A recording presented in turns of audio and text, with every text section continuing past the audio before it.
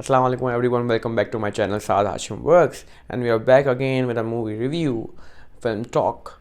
And the film that I have recently watched is a Japanese film, and I'm amazed how well the characters were written, how well the direction was done, and how well the storytelling was done.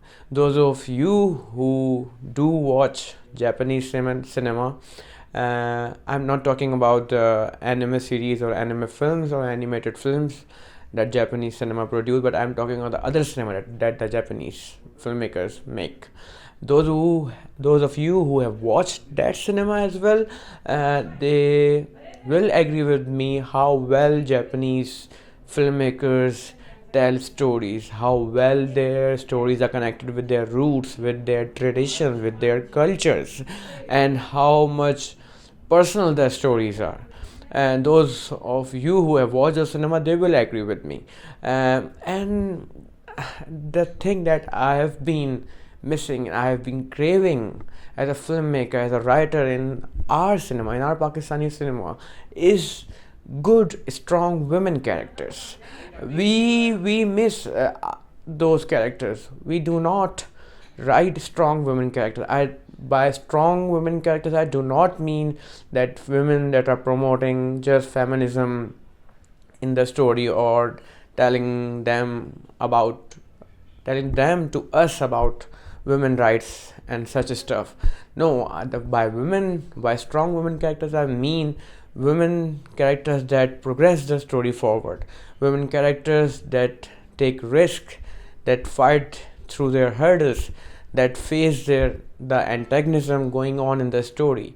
Such women characters are missing from our film industry as well, and such women characters are also missing from our drama industry as well. In a drama industry, women are just shown being oppressed, women are just shown being bullied, women are just shown being captivated under a four wall, women are just being chased by rich guys who are toxic, who want to hurt them, who want to make their life a living hell and then label it by the name of love. And we are just showing women like these in our dramas. Then this is what the society sees, this is what the society perceives, that's how the women are in our society, and that's what the image we are showing them. But we do not show them strong women characters. And the film that I'm talking about is a Japanese film, 1964. The film is named as Onibaba, directed by Kinito Shindu. I'm sorry if I'm not pronouncing it right. Kinito Shindu, the director of the film. The story revolves around these two women. The entire story is dependent on these two women. These two women who are strong, they are survivors. One of them is a mother, other is a daughter-in-law, living in a small village. The son of the mother is gone on a war and he has not returned, but these two women has to survive their everyday living. And what do they do for survival? They hunt. They hunt soldiers, they hunt warriors of war. They hunt them down, they steal their belongings, and then they sell those belongings to dealers to get some money so that they can survive their everyday life. I know it's a bad way to do survival, but these women are not afraid of hunting those men down, those men who are warriors, who are on war. And they are both of them are not afraid to deal with them. They're not afraid to deal with the buyers to whom they are selling the belongings of the soldiers. The themes of the film explore lust, power, and the greed to survive. The themes also explore the one thing that specifically the film talks about is the consistent inner demons and inner devils that thrive, that breathe in every single human, and how it is on us as humans to fight through those devils and demons that live within us. The film, with so much detail explores this theme of the devil within us, and how well the narrative is written and how well the narrative progresses. This is something that I was not expecting from the film. Then some of the people also tell that this film is a horror film. I don't think it's a horror film, but the thing that makes it horror, or the thing that make this film haunt us, is a question that the filmmaker leaves us, that who is to be blamed for all the wrong things that we are doing in our everyday life? Is it us that needs to be blamed for it, or is it the devil that lives within us? This is something that the filmmaker asks us in the end. And there's this sequence, this mad sequence when one of the women characters is shown wearing a mask that represents the devil that thrives within us. A mask, a sequence where the woman is wearing the mask and she's trying to put it off, but the mask is not coming off because the mask represents the devil in her. The mask represents the lies, the dishonesty that she's trying to show to the other character. Uh, that sequence is so well written. Even when you are watching that sequence, you actually feel goosebumps running in your body. You actually feel to get that mask off her. But then you also realize, was she right? Was the mask that was on her face is what she got of all the wrongdoings that she has done in her life, all the wrongdoings that she does every day by hunting all those men and then labeling it right just because that's how she survives in this world that is dominated by men. This is a film that I highly recommend each and everyone to watch, especially filmmakers from Pakistan, those who are planning to write as well. If they ever want to write good women characters, they should watch this film, Onibaba. It is available online, you can watch easily, and especially filmmakers from Pakistan needs to watch this. Drama writers need to watch this film, that we do not have to show women only in household jobs. We do not have to show women only getting oppressed by men. We can show so many different stories regarding women and still make the story thought provoking, still make the narrative strong.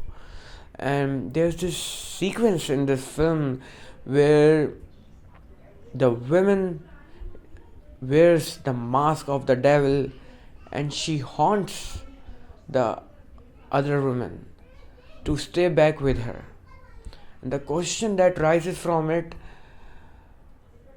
when you are doing wrong and you are making all the other people fall into that trap as well and justifying yourself as the right person, are you actually right, or you are just the wrong person thinking you are doing everything right because you are surviving your everyday life? The questions that the film raises are thought provoking, very well written. Progression of the characters in this film is so well written.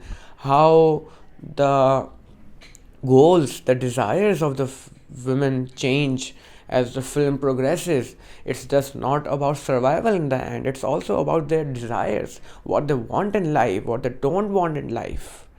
I'm not saying there are not men involved in this film. There are men involved in this film. They explore the theme of greed. They explore the theme of lust, and how those women deal with those men is so nicely written that you actually watch how those women are dealing in the society dominated by men, how they are surviving, and they are not afraid of men. They are just focused on how they have to survive their everyday life. So I do recommend everyone to watch this film.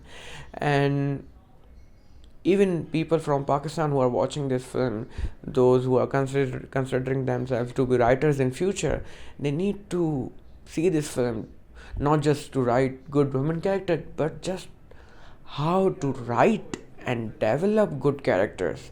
There's a start of a character, there's a middle point, there's an end, and how these 3 points are so well connected that you follow them step by step. You see the changes, you see the progress. If your character is so constant in the entire story, there's no fun in watching it. But if your character progresses, if your character change, if you through the hurdles he or she is facing, then the story becomes interesting. If you are watching this film, and then you will see how well the framing is done. It's 1964, and Japanese filmmaker never they miss a chance to make good compositions. Their composition is so good. Some of the shots in the film are just focused on showing fields, but when you watch the film, you will see why those field shots were taken. It's very important how the field shot, the use of lights and shadows in this film is so well crafted. The sequences in their small house that they live in the village, those sequences are so well designed. How the light is coming on the face of the character, how the motivations are being shown just by the framing of the shot. Women bodies are also being showed in this film, not as a symbol of objectifying a woman body, but a symbol of exploring the theme of lust. How well designed those shots are, close up, extreme close up shots, extreme wide shots of character. And there's one thing that I always appreciate about Japanese filmmaker is how well they shot, or how well they shoot the action sequences. They won't go closest, they won't go to mids, they won't go to mid longs. They will go to wide shots, wide moving shots, wide still shots, and either the character is moving or the camera is moving. There's this chase sequence in the film where the daughter-in-law is running madly. Uh, it's heavy. It's raining heavily. The daughter-in-law is running madly through the fields, and the devil is following her. That sequence, it's a night sequence. It's so well designed that you will be shocked how well the framing, composition, blocking of the framing is being done. Those of you who haven't watched the film, they need to watch this film, Onibaba 1964. It's available online. Watch it and do comment below how do you perceive that film, how well the characters are designed. This is the end of the video for today. We will come back again with some more film talks, film videos, talk about cinema. Until then, this is me, Saad Hashim, signing off. Take care. Allah Hafiz.